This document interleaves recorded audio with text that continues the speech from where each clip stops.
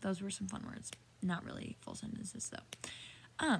I have made a video for school that I had to send in. It's called Last Lecture. It's just like what we would say as a senior to like the freshmen, like everyone coming into school, like just like what we would share, like our piece of advice or whatever. And I'm not that smart, not too wise, but just a little bit of advice that I wanted to share. So I wrote my last lecture, I turned it in, and we had to turn in a video form. So I made the video, turned it in. But I was like, hey, maybe this could like help other people, or also I want to show my friends, but don't want to text the video to each of them. Ergo, this video idea. Just wanted to like preface it, so it's not like me just reading an essay and you being very confused. That's the whole thing. Hope it helps you. Also, I say like a whole ton. Just realized that I said it like 13 times. So I'm not going to say it again, or at least I'm going to try. The point is, hope you enjoyed the last lecture and that it's helpful maybe, I don't know, or you just think it's funny because the whole time I don't even like look up at the camera.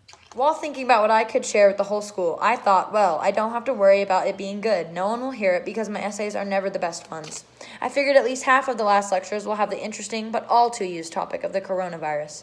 So what could I write about that would keep people listening? That's when I realized I don't need to keep your attention.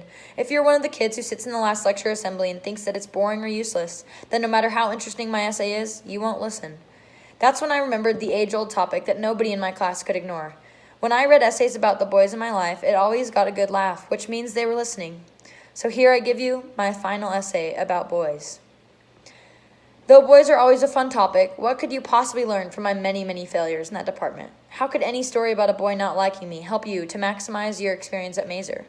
All I could think was, get over it. This doesn't mean that you should not care or let the events in your life rule the outcome of it. I don't mean that you should let life throw you down and just never have a say. I mean, though, that some things just aren't worth it. Whatever nearly ended our friendship and stopped us from talking all summer does not matter more than the bond we have now. Would it be worth it if I held that against you and we never rebuilt our friendship? Definitely not. In the ruin of our friendship, I couldn't stand to be near you. In turn, I didn't do basketball. I fumed for a while, knowing you stole those memories from me. But do I regret it? No. What I learned from that anger is that some things are more important to me than basketball. When a weekend full of betrayal, lies, and disrespect left me wiping away tears as I left for church one morning, I was sure senior year was over, and I didn't want to be friends with any of you. After some well-deserved anger and a few TikToks about my feelings later, I honestly was fine. The choices that made that weekend are only important because it taught me that you can't make a guy like you. When the guy you're crushing on asks you to what would come to be your only high school prom, don't read too deep into it. Have a good time and don't keep wondering if he's going to kiss you at your door. While I was busy stressing over a supposed kiss, I missed the memory that was prom. Last but certainly not least comes my final story about Cody. Don't try to date your guy best friend. If you are anything like me, you'll overthink every single thing he does. When he sits by you on the couch, your legs touch, he doesn't like you. He's just sitting by you. When you look back on your time in high school, I hope that you can laugh at the people who broke you down to nothing, who ruined your expectations, and who made you cry the most. Because these stories I shared have shaped me into who I am today and led me to this point in my life, and I couldn't be happier with the ending of this story. Cue the animation of an old storybook closing and the title finally being visible. Lessons for the future.